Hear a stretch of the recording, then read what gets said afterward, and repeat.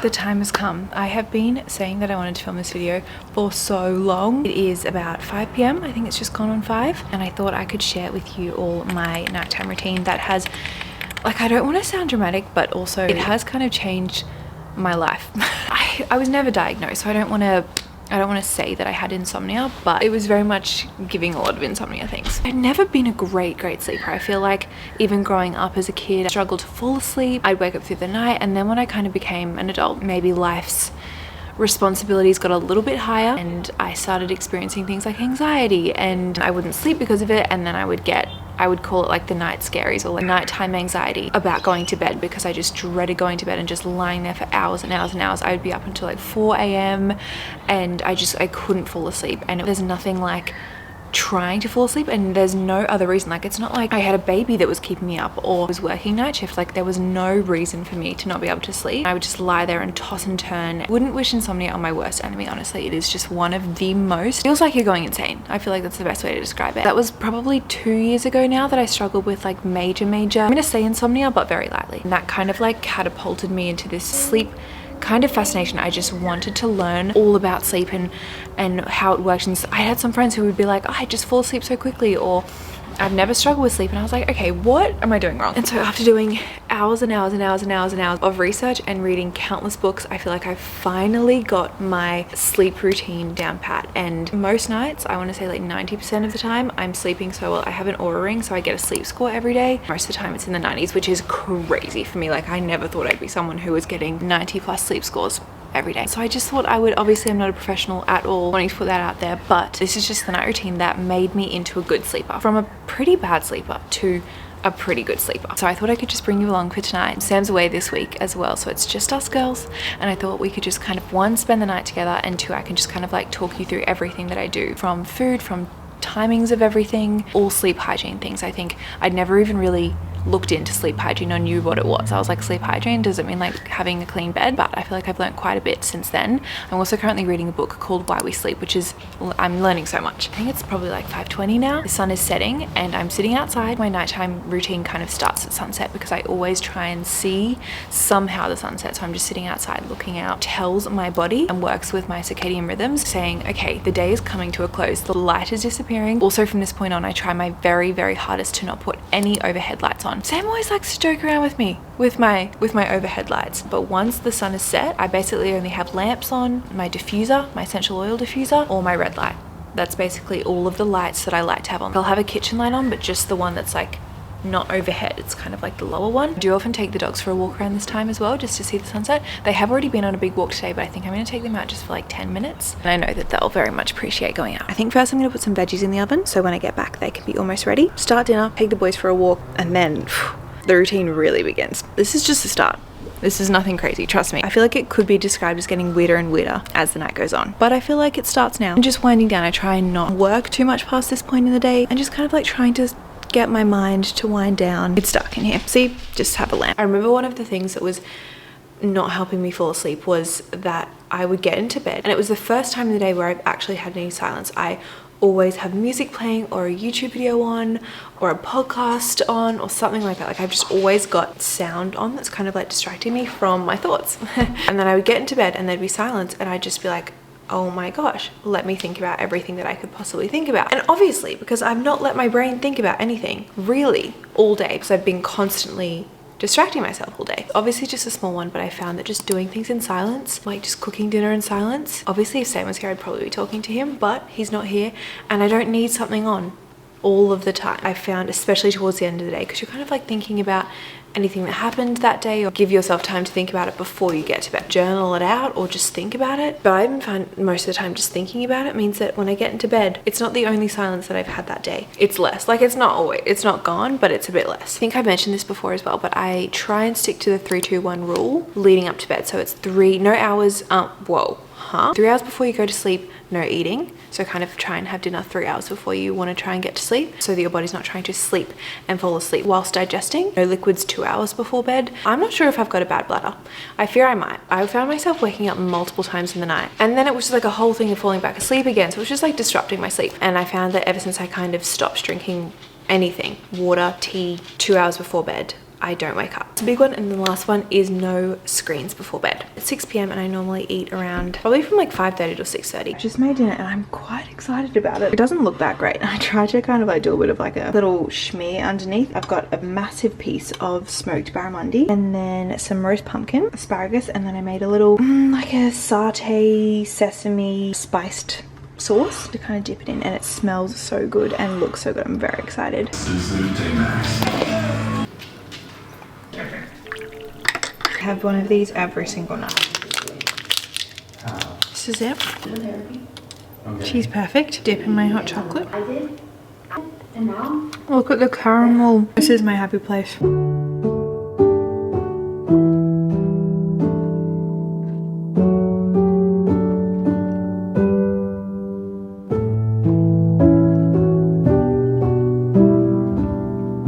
Boys out for another little week before bed. I also just had a magnesium. This is the one I take. This one's from my doctor actually, but it's just to help support my body relax and calm. I'm now gonna hop in the shower and then the ultimate routine starts. I also clean the kitchen, which you saw, which feels so good. The feeling of waking up to a clean kitchen is probably one of my top 10 favorite feelings. I feel like it's one of the things that really set me up for a good day. I'm like, okay, my kitchen is clean, my mind is clean. This is the time where I go around and turn off all my lights. I love this corner of the apartment so much. It's my favorite. It also smells so good because it just smells like books. This is a very, very important step. The red lamp, this one's just from IKEA. Well, you can get the color changing lights, so they actually, like, as you can see, change colors, but I just pop the red on before bed. Slightly makes me look crazy. I was told the red light was really good for before bed to calm your nervous system and to calm yourself down, because when we were in our mother's womb, through her stomach, the light that we could was red, obviously, because like light through skin is kind of red, and so it's a really relaxing, calming feeling for us. The more I've learnt about the nervous system, it's really just doing things to make us feel safe like we did as a child. We'll go on my phone just for you. This is the first thing that comes up when you say benefits of red light before bed. Red light before bed can promote relaxation, improve melatonin production, and enhance sleep quality. It can also reduce nighttime disruptions and support overall health by improving mood, cognitive function, and physical health. Unlike blue light, which can disrupt sleep hormones, red light helps regulate the circadian rhythm and improve the quality of sleep. Red light creates a calming environment which can help reduce stress and anxiety before bed, making it easier to fall asleep. Enhances melatonin production, improves sleep quality. This is something that I've done for years and will like live by it, swear by it. When I'm actually going to bed, because obviously this is quite bright, you can dim it and then it's like really dim and red. Okay, this was terrifying, but it's so calming, and I feel like also now my mind associates, this is another thing actually, I feel like I have so much to say. I'm like, where do I even begin? When I create cues that lead up to, okay, this is time for bed, and I feel like people say this about trying to get their kids to sleep well and their babies to sleep well, which again, are we just big babies? Apparently, certain cues that tell my body that it's time to start sleeping, like the red light, my magnesium, which I pop on just before going to bed. I spray on the bottom of my feet. Going to bed at the same time every night is huge. I've noticed the biggest difference with that. Going to bed at the same time and waking up at the same time, roughly.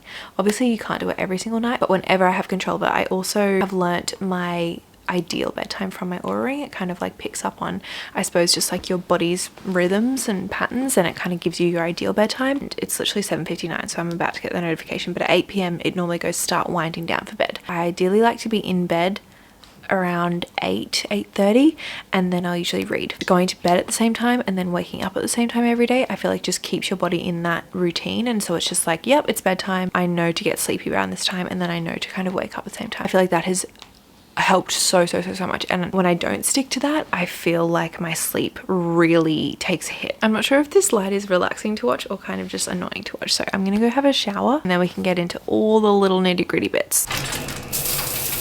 I'm gonna spray magnesium on the bottom of my feet. This is also the one I use, Ancient Minerals magnesium oil. Next part of the night routine is the most integral part of the whole routine. Normally I do this lying down, but I'm just going to sit up to show you because I feel like that'll be easier.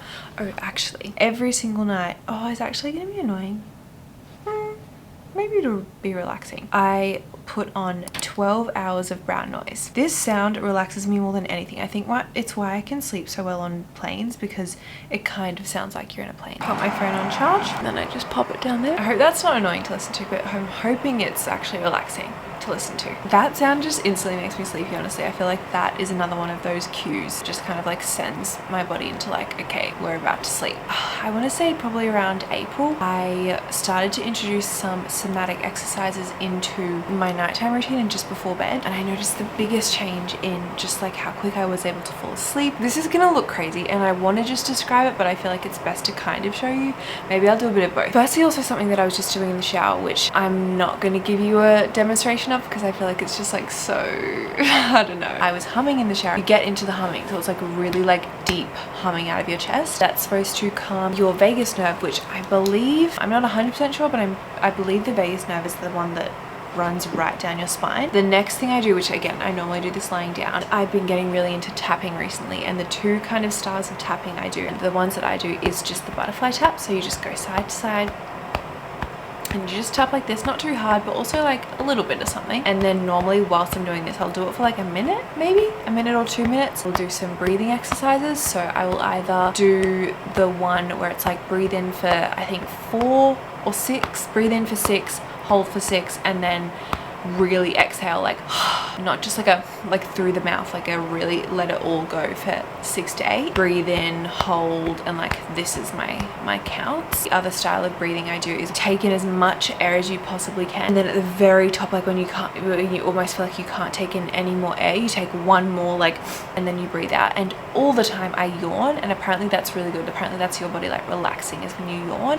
I'm getting yawny just thinking about it. And the other tapping I do is kind of like a little bit of like a sequence. You do 4, so you do like 1 2 3 4 1 2 3 4 1 2 3 4 1 2 3 4 1 2 3 I feel so silly. 1 2 3 4 1 2 3 4 1 2 3 4, and I'll just kind of like repeat that as much as I want, maybe like 3 or 4 times. If I'm really wanting to like if my brain's really wide and I'm really trying to fully calm myself down, I'll do rocking back and forth which I don't want to show you, but I'm going to. This is probably gonna look so silly, but like I feel like if any of you have struggled with sleep, or you're just wanting to sleep better, you'll try anything. You lie down on your side and your arms up here, and you literally just rock back and forth, because apparently this reminds your body of being rocked to sleep as a baby. I normally do it for about 30 seconds each side, and I yawn the whole time. The first few times I did it, I almost felt drugged after. I was like,